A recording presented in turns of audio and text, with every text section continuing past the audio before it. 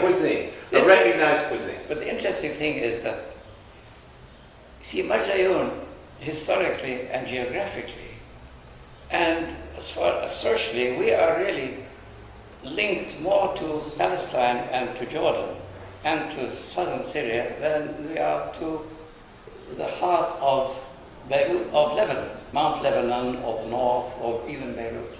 Just geographically? Geographically and politically and physically. We are part of the great Rift Valley, which starts in the north of Syria and goes right down through the plain of Marjayoun, down into Palestine, Horany, Tiberias, the Dead Sea, and ends up in the Rift Valley in Africa. We are part of that. In the past, for example, young men from Marjayoun would go to look for work in Palestine. They didn't go to Beirut to look for work. So it's much closer. Much closer. And geographically, it's much more similar. And so there are quite old links between Marjayoun and Jordan. Some of our families, like the Barakat family, they were settled in Erbil in Jordan. We had doctors who were there. We had doctors in Palestine. So our food, in a way, the Marjayoun food, which you know, which your mothers and grandmothers and great-grandmothers cooked, is very similar to the food of Jordan. Now, what is that food? It's the food between the Bedouins and the villagers. The Bedouins, you should understand that there are basically two types of Bedouins. There are those who are fully nomadic, that's to say they move around. When you move around in search of water, it's difficult. You can't have agriculture, but you can have animals. So the Bedouins had, and still have, where they still exist, they have meat and they have milk. The villagers, they have the wheat or the corn and they have vegetables. So between the two, they need each other. So basically, what you eat now in your homes, what your mothers or your grandmothers or your great-grandmothers would call Leban Ummu, for example, is exactly the milk of the Bedouins and the meat of the Bedouins. And maybe some burghul, some people put burghul or rice. From the village side. That's right. So,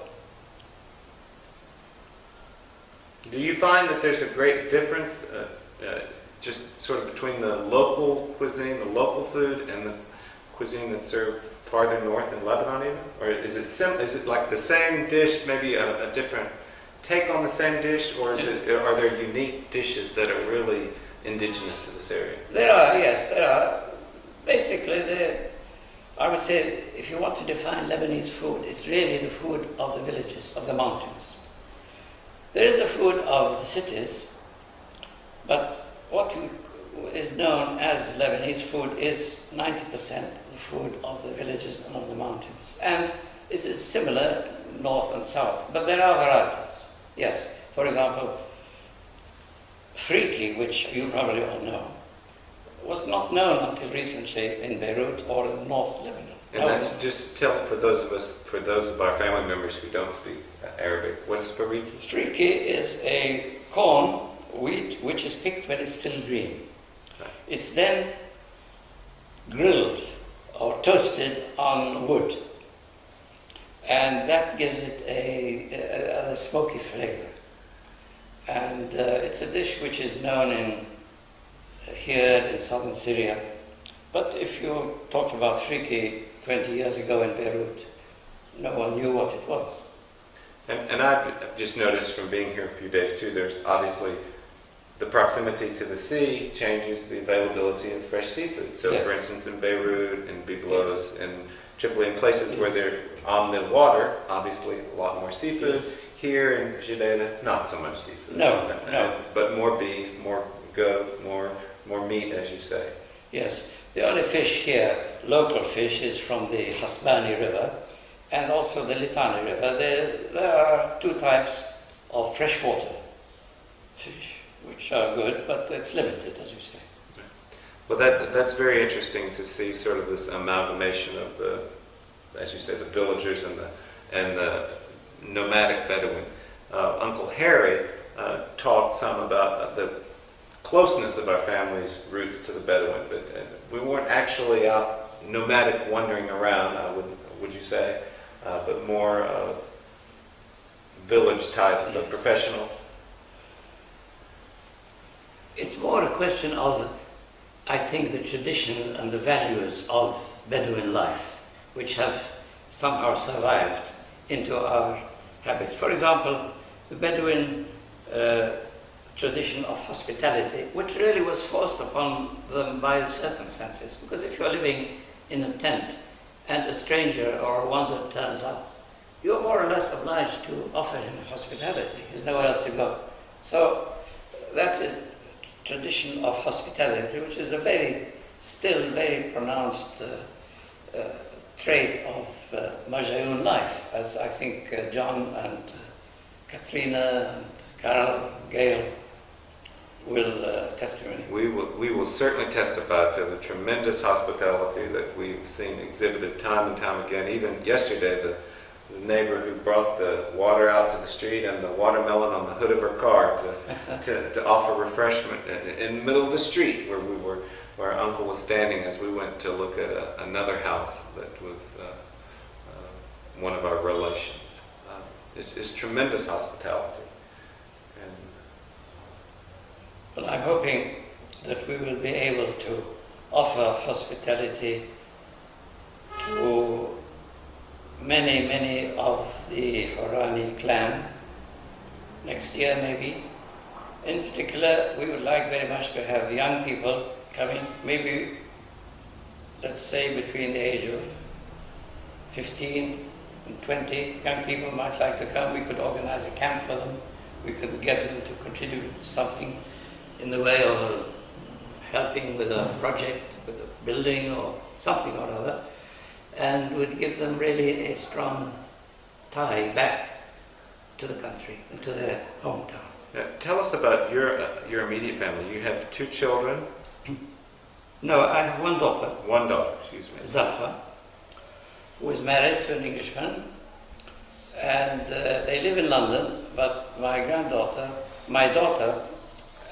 has two children, and she has been bringing them to Marjayoun, to Lebanon, regularly every year since the age of 2, so that they have acquired also a double culture and 2 homes. And they're coming sometime this year. Your granddaughter, is she about to turn? My granddaughter has just graduated from the University of Cambridge with a very high degree. My grandson, whom I think some of you may have seen on the screen, has been an actor in 3 of the Narnia Chronicles films, 2 of which have been shown, and the 3rd of which will be shown. The premiere will be this December. He has the part of Edmund, who is the younger boy in the story. The Lion, the Witch, and the Wardrobe. I think many of you have probably seen it. Yes, and it goes by his real name? Or he Skander. No, his real name is Skander. He's called by Skander by everyone. And he has just finished school, and he'll be going to university also this October. And he'll be coming this summer. That's fabulous. And he's been coming regularly too. Yes. So yes. he's had the same experience. Well, we would welcome the opportunity to participate and see what we could do to help, even, as you say, create a NGO or some sort of entity that could do good work and good some community building here, and also give our American relations an opportunity to come experience the beautiful landscape and the hospitality and the warmth of the people and the bounty of the land and all that's beautiful here about Judea and Marjayoun. We're so fortunate. Is there anything else you'd like to add to greetings, thoughts, comments, observations? I know that you had obviously just a lifetime of experiences, and I'm not trying to encapsulate all of that, but I just... No, it's always been my hope that we can link up somehow between the town here and the children of the emigration. And I think the children of the emigration will enrich their own life if they come back and get to know their roots, where they come from. It'll help them maybe to understand themselves. Well, I certainly know that I speak for my sister and my cousins that we so appreciate your hospitality and you welcoming us into your home and spending this time with us today. The last word which I'd like to say is that I'm a strong follower of something which is called the slow food movement, which started in Italy as a reaction to fast food, McDonald's and so on. Anyway, one of the promoters of this idea is a Lebanese American, the name of Gary Paul Nepham. In one of his books, which he tells how he studied the influence of food on people's health, he comes up with the final conclusion that we are what our ancestors ate. It's a well-known saying from a French philosopher that we are what we eat. But now he is saying, and others are saying, we are what our ancestors ate. And so I think that you should keep that in mind, that the Lebanese diet, the diet of our ancestors, is an extremely healthy one. I find that I am much more healthy when I eat the local diet than when I eat the stodgy food and the meat food of England. So maybe you will take that to heart and link what you eat with your history. Well, it's so interesting that you make that comment because I've done a lot of reading about food and diet, and many of the professionals and the people that have studied these things have recommended the Mediterranean diet as an ideal combination of what you need to sustain life. And obviously, the longevity factor, the proof is in the pudding. Here we are, you're a young 93 years young, Yeah. and still active and moving about and going out and living independently. And I think there must be a connection between this combination of foods, and it is somewhat different in America too. I've noticed that the abundance of meat and processed things has made our version of that perhaps too heavy, maybe too heavy on the meat. But anyway, we have to come back to experience this, the beauty and the bounty of Lebanon. Thank you so much, Uncle Cecil. Thank you. Thank you.